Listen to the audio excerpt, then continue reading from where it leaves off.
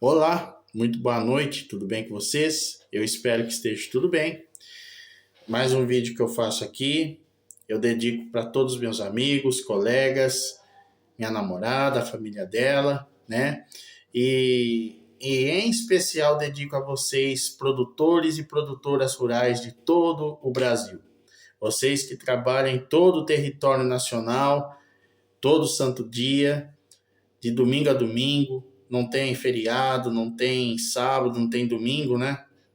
Tá o tempo todo trabalhando em favor do nosso país, gerando emprego, gerando renda, produzindo alimento e produzindo com qualidade. Então, esse vídeo também eu dedico em especial a vocês, né? Não vou citar nomes, porque eu sei que são muitos produtores, né? Inclusive nas minhas redes sociais, os que eu sigo, os que me seguem, né? Então eu posso de repente esquecer de alguns aqui, né? Então eu dedico a todos de uma forma geral. Seja você o grande produtor, médio produtor, pequeno produtor, todos juntos promovem essa maravilhosa, né, corrente de desenvolvimento que é o agronegócio brasileiro.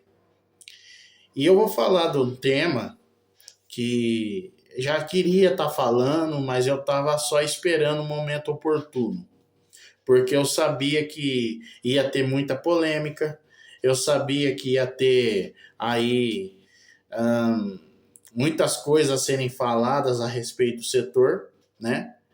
Mas o que eu quero dizer aqui é a respeito dessas pessoas, alguns influenciadores, pessoal das redes sociais, um pessoalzinho aí que nunca entrou numa propriedade rural, um pessoal aí que não sabe como que é a rotina de um produtor rural.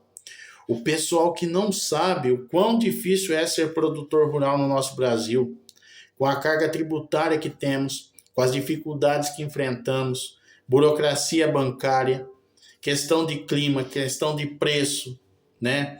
E entre tantos outros desafios que dia após dia os nossos produtores e produtoras rurais vão superando com a força, superando com a fé, mas acima de tudo superando com a competência que tem para enfrentar desafios.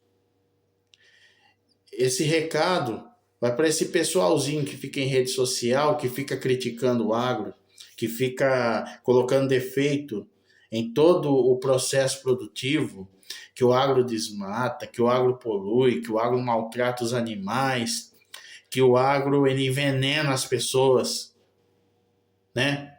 Eu queria tanto, eu vou até falar, os produtores e produtoras que estiverem ouvindo, vamos nos unir e fazer um desafio para esse povinho aí, porque é muito fácil ficar, desculpa a expressão, ficar com a bunda na cadeira, digitando barbaridade sobre o setor, digitando mentiras sobre o setor, querendo criar mais desinformação sobre o setor, tentando confundir a opinião das pessoas, que o setor seja como um vilão da sociedade, sendo que não é. Olha quantas crises o Brasil teve, quantas crises o Brasil passou e qual foi o setor que segurou a barra do país em todas essas crises. Foi o agronegócio. Eu sempre cito aqui a época da pandemia, que foi uma época de crise de saúde pública, que não foi só no Brasil, mas foi a nível mundial. Mas se a gente pegar a nível de Brasil, olha quantas indústrias pararam, olha quantos setores pararam. E o único setor que não parou foi o agronegócio. E eu sempre digo isso porque isso aqui é fato. Durante a pandemia, o setor que criou emprego com carteira assinada e que teve um aumento significativo de empregos com carteira assinada foi o agronegócio. O agronegócio não parou em nenhum momento. E as pessoas criticam o setor. É engraçado porque é muito fácil, como eu falei, é muito fácil criticar. Mas vem na propriedade rural, passe uma semana, passe um mês, acompanhe todo o processo produtivo, desde um preparo de solo até uma colheita. Será que a pessoa ela vai aguentar? Não aguenta. Já começa aí. Eu vou citar um caso aqui, eu vi esses dias. Para vocês terem ideia de como as pessoas são. Essa juventude que está aí, desculpa falar, uma geração que a gente está muito sem esperança de como vai ser, porque infelizmente, é claro, com raras exceções, mas a maioria a gente não sabe a que ponto vai chegar. Porque a gente já está com uma certa idade, tem um pessoal mais velho, e aí a gente sempre fala, isso vai ficar no colo das futuras gerações. Só que são essas futuras gerações que nos preocupam, porque eles não querem saber de fazer absolutamente nada. Nada, não se empenham, não se mobiliza para fazer nada, com raras exceções. Temos algumas exceções, mas a maioria do que está aí, a gente não tem expectativa nenhuma. Então, vou citar um caso aqui, provavelmente é de uma ONG. Eu quero deixar uma coisa bem clara, eu sei que tem ONGs, que são poucas, que são sérias. Organizações não governamentais, ONGs. Nós sabemos que temos ONGs que são sérias, então não estou generalizando ONG. Mas tem algumas que surgem por aí, que fala que é por uma causa e no fim é por uma causa própria. Primeiro que fala que é uma organização não governamental, mas fica bajulando uma ideologia. Se é uma ONG, não tem que ter como posicionamento de nada. Relação à política, nada, né? Governo, nada. Tem que ser independente. Segundo lugar, vive de recurso. Então não é uma ONG séria. Deve faturar rios de dinheiro com isso. E no fim, não acrescenta em nada. O dinheiro a gente sabe muito bem para onde vai. Vai para o bolso dessas pessoas que dizem defender uma causa e não defendem nada. Porque no momento que você precisa dessa ONG, você vai ver que essa ONG ou simplesmente deixou de existir, ou sempre foi uma fachada. Essa é a verdade. Então, eu vou falar de um caso que eu vi numa rede social aí, de um rapaz que provavelmente é de uma ONG, e ele estava questionando a questão da cana de açúcar. Né? Pelo estilo do cara, você já viu que uma pessoa não entende nada. Né? Aí começou a questionar o seguinte: Piracicaba tem muita cana. O povo vai comer cana. O povo não come cana. Começou a criticar. E o que me deixou mais surpreso é que a moça que estava entrevistando o rapaz estava concordando com o que o rapaz estava falando. Eu não sei o nome do rapaz, mas provavelmente é de ONG. Né? ONG, suposta ONG. Então, esse rapaz começou a questionar porque tem muita cana, o povo vai comer cana. Aí pode até ser que esse rapaz não vai assistir o que eu vou falar aqui, mas de repente alguém que assistir vai ligar o que eu estou falando com o rapaz, né? E aí Davi vai falar, tem um rapaz aí que questionou o que você falou, né? Porque hoje a internet chega longe. Então, esse rapaz questionou a questão da cana e tal. Mas quem vai comer cana? Eu queria dizer o seguinte, né? Em primeiro lugar, a cana que vocês criticam tanto, ela alimenta o gado. Alimenta o gado de corte, alimenta o gado de leite, né? O gado leiteiro que vai produzir um leite que você vai comprar lá no supermercado. O leite que às vezes vai fazer o bolo, que vai fazer ali alguma outra receita, que compõe alguma receita, talvez o bolinho do seu cafezinho da manhã, que você acorda 10, 11 horas da manhã aí, e ainda fica com mimimi com pai e mãe aí, que tem que ficar tolerando esse tipo de gente. Então, a cana que alimenta o gado de leite, que vai fazer o bolinho, o docinho ali, do café da manhã de um sujeito desse, que provavelmente acorda 10, 11 horas da manhã ou mais tarde, e ainda acorda dando bronca, achando que é o rei do mundo e não é rei de nada. Acha que manda em tudo e não manda em nada. Né? Ou leite Então, assim, alimenta o gado leiteiro. Alimenta o gado de corte, sabe? É isso que a pessoa tem que entender. A cana é alimento de gado de corte, que vai produzir carne, que provavelmente essa pessoa vai comer numa churrascaria, num restaurante, né?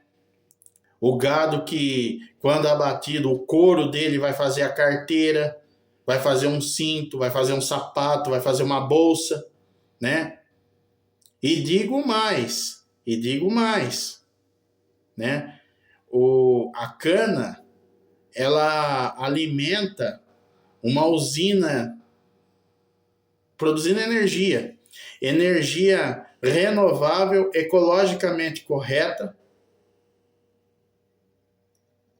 sabe? Então é isso que a pessoa tem que entender. A cana que ele tanto critica, ela não vai alimentar diretamente a pessoa, mas vai alimentar um gado que vai produzir a carne que essa pessoa vai comer.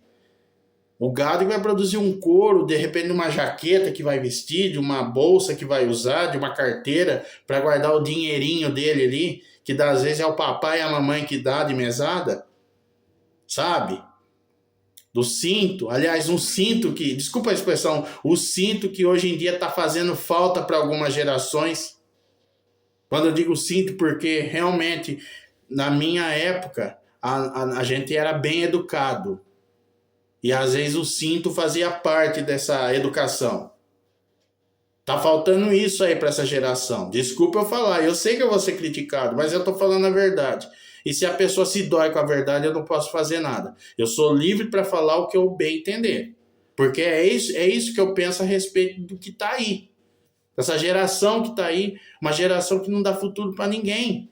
Que não cria orgulho de nos dar expectativa de alguma coisa.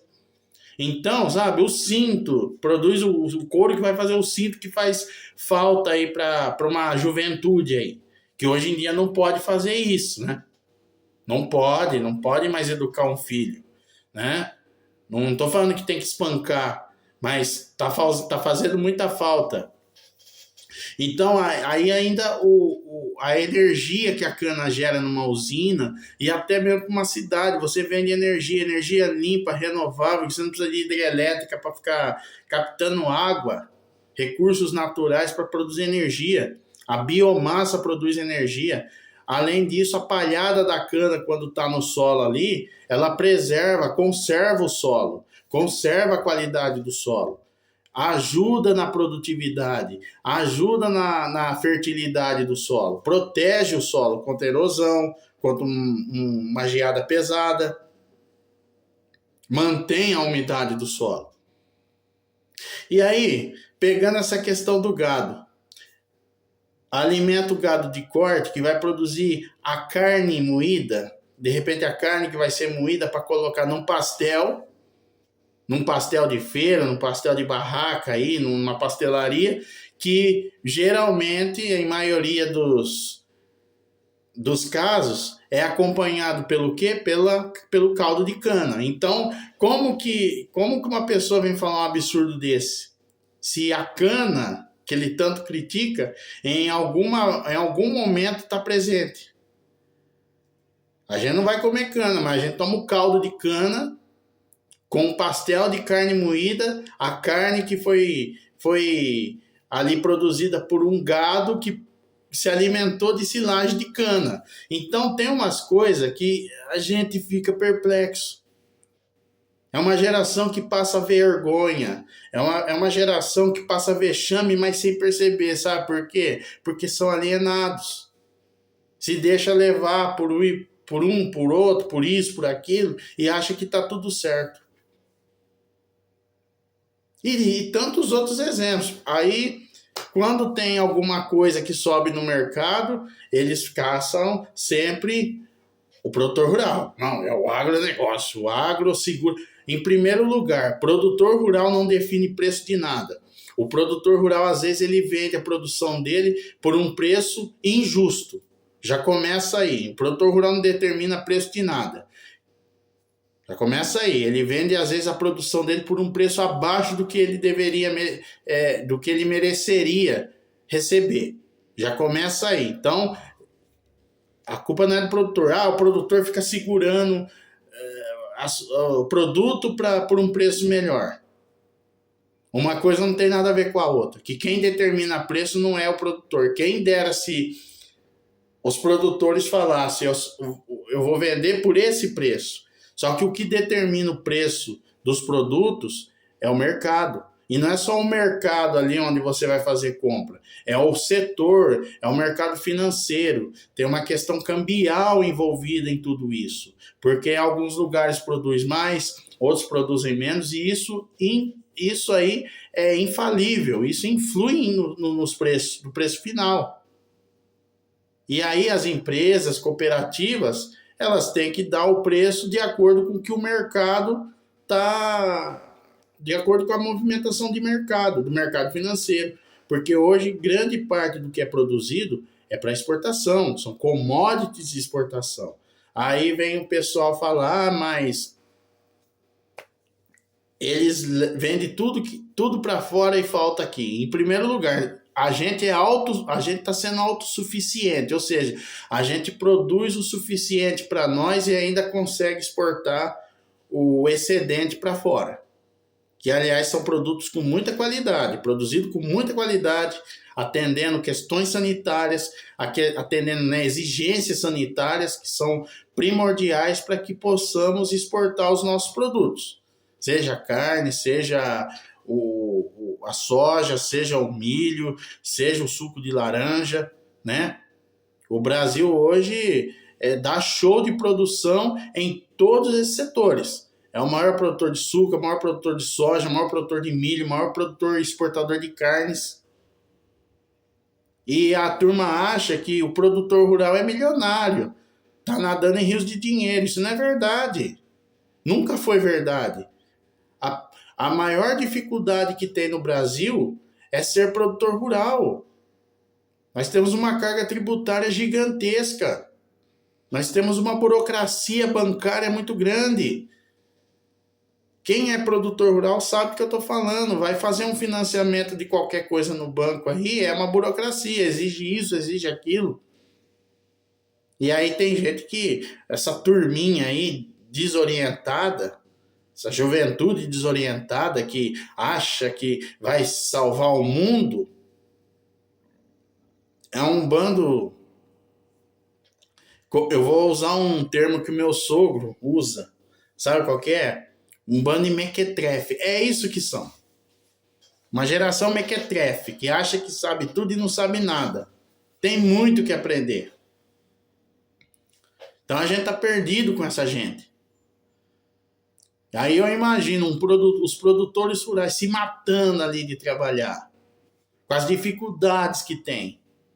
Às vezes, deu uma estiagem, prejudicou, mas tá lá produzindo. Aí se mata de trabalhar para alimentar esse povo e ter que escutar ainda umas barbaridades que um bando de desorientado vem falar em rede social. Um monte de asneira. Aí fala, não, tem que ser orgânico, tem que ser... não pode agredir o meio ambiente, não pode usar defensivo. Para começar, para esse pessoal aí que não sabe o que é defensivo, que eles falam agrotóxico, né? O produtor envenena todo mundo. Para começar, o agrotóxico é a mesma coisa de um remédio que um médico vai nos receitar.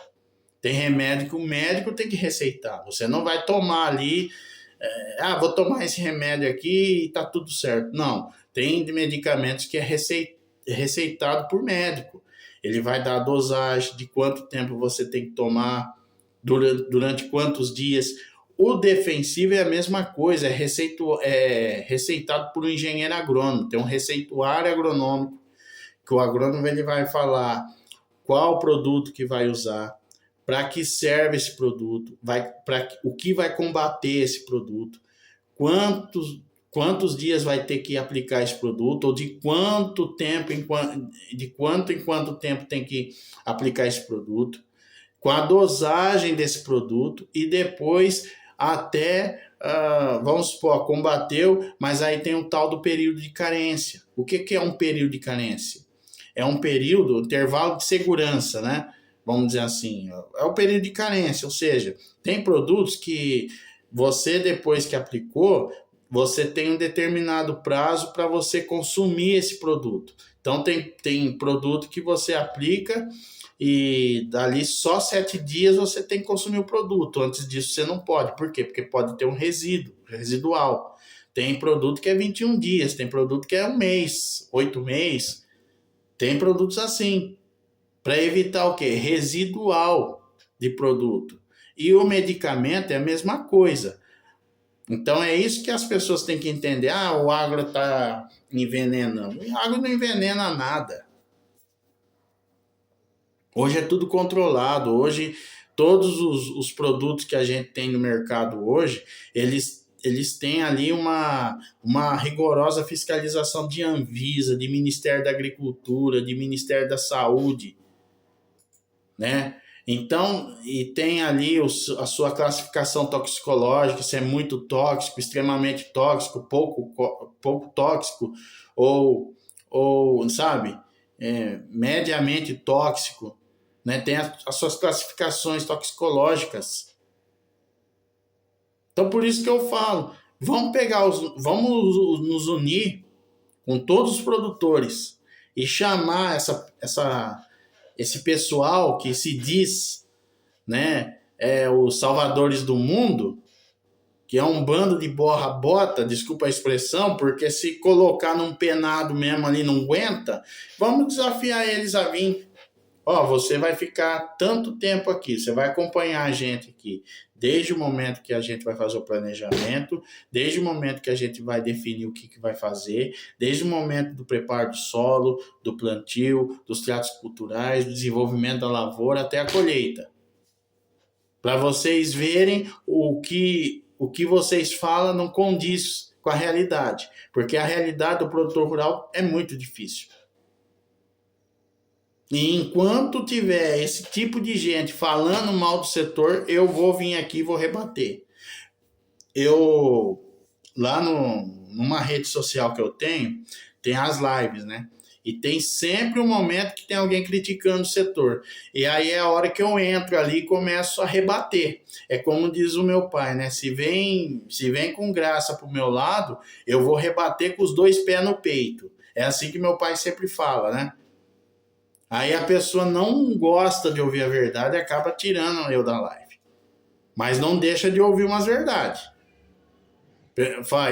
Me tirou da live, mas ouviu o que mereceu ouvir. Agora, a verdade dói? Então é isso, gente.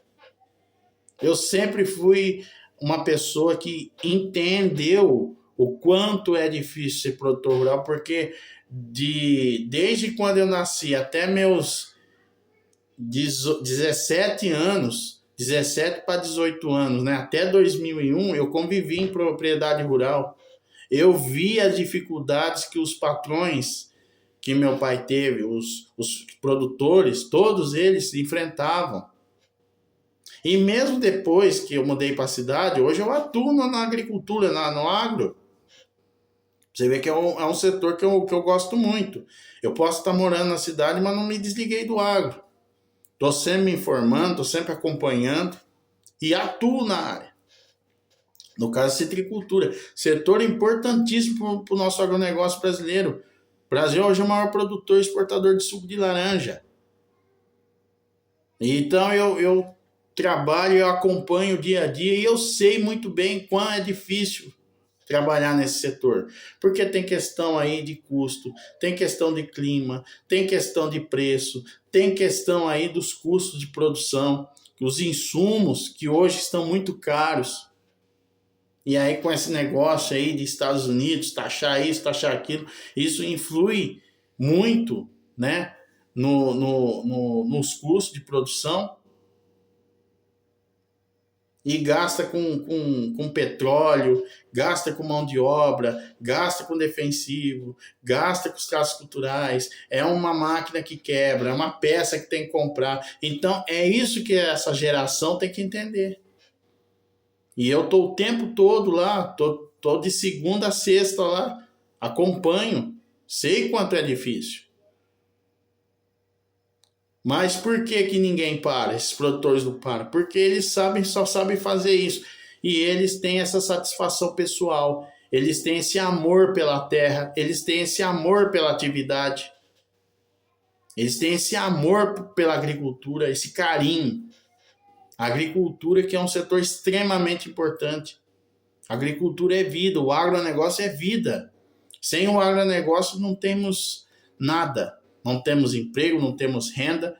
Muitas indústrias não vão funcionar porque não vai ter matéria-prima para mover essas indústrias e, consequentemente, as cidades, a comunidade, o estado, o país sente.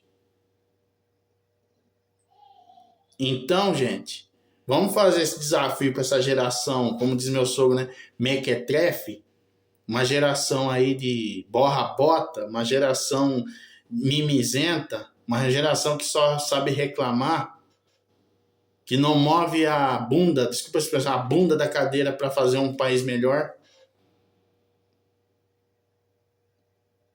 que às vezes acorda tarde, não trabalha, não estuda, e ainda quando acorda tarde não tem ali o cafezinho, e ainda reclama. É por isso que eu falo. Precisava educar um pouco melhor essa juventude aí, quem sabe, né? Talvez seriam pessoas melhores e mais inteligentes, porque infelizmente o nível de desinformação e o nível de falta de sabedoria dessas pessoas é tremendo. Chega a me assustar. Mas é como eu falo, com raríssimas exceções. Nós temos também uma juventude aí que a gente acompanha nas redes sociais que vai longe. Tá dando sequência nos negócios do avô, do pai. Tá dando sequência. Tá dando sequência a um trabalho que começou lá atrás, que não foi fácil, e tá dando sequência para o sucesso. Com as dificuldades que tem, é lógico, dificuldades tem. O agronegócio sempre teve dificuldade. Às vezes pode ser um ano que vai chover uma quantidade boa, que vai suprir a necessidade de uma lavoura, como às vezes também o volume de chuva, às vezes em excesso, pode atrapalhar, como também o volume de chuva que cair não vai ser suficiente. Perdas tem. A agricultura, ela é assim, ela é de ciclos, né? Ela tem ciclos positivos e negativos. Mas no fim, o produtor rural está ali, trabalhando, produzindo, empregando, fazendo acontecer o desenvolvimento do Brasil e mostrando lá fora a nossa força, a força que o setor tem. O Brasil aqui é um país que tem clima para tudo que é tipo de cultura, não tem aqueles problemas de furacão, de terremoto, sabe? É aquilo que foi dito lá na famosa carta de Pero Vaz e Caminha, né, que eles falam lá na época do descobrimento, né? Quer dizer, já estava, ele nem imaginava que fosse tudo isso que é hoje, mas ele falou na carta, né, nessa terra se plantando tudo dá. Então parece que ele já estava profetizando o que seria o Brasil centenas de anos depois. E hoje o Brasil é uma vitrine para o mundo, né? Mas é isso, gente. Fica aqui essa mensagem para essas pessoas aí que não sabem nada de agricultura e quer dar palpite no trabalho que a gente faz. E eu quero mais uma vez agradecer a todos vocês, produtores e produtoras rurais. Que Deus abençoe todos vocês e que vocês continuem com esse trabalho magnífico que desenvolve o nosso Brasil, que emprega pessoas, que ajuda na cidade, que ajuda no estado, que ajuda para o país, né? E que continue produzindo alimento, que continue produzindo não só alimento, mas a esperança de dias melhores, né? Que produz para as pessoas sonhos de ter uma vida digna, por ter um emprego, enfim, por ter sempre um horizonte, né, para se apoiar, para não passar por apuros, para não passar por dificuldades, para não passar por necessidade. Eu sei quanto é difícil o trabalho de vocês. Eu sei como é que é, porque eu acompanho o dia a dia também na área que eu trabalho, e eu sei que não é fácil. Mas a gente está aqui, de pé, produzindo, acordando todo dia, acordando de madrugada, fazendo acontecer, porque é para isso que estamos aqui e com certeza é essa a nossa missão. A missão do produtor vai ser sempre essa. Mas mais que produzir alimento é produzir sonhos e produzir dignidade para as pessoas que realmente querem uma vida melhor. Pessoas que buscam sempre o melhor, tá bom? Então fica aqui minha admiração, o meu abraço a todos vocês e que Deus abençoe a cada um de vocês, tá bom? Tenham todos uma excelente noite, fiquem todos com Deus e até o próximo vídeo, se Deus quiser e Ele quer. Boa noite.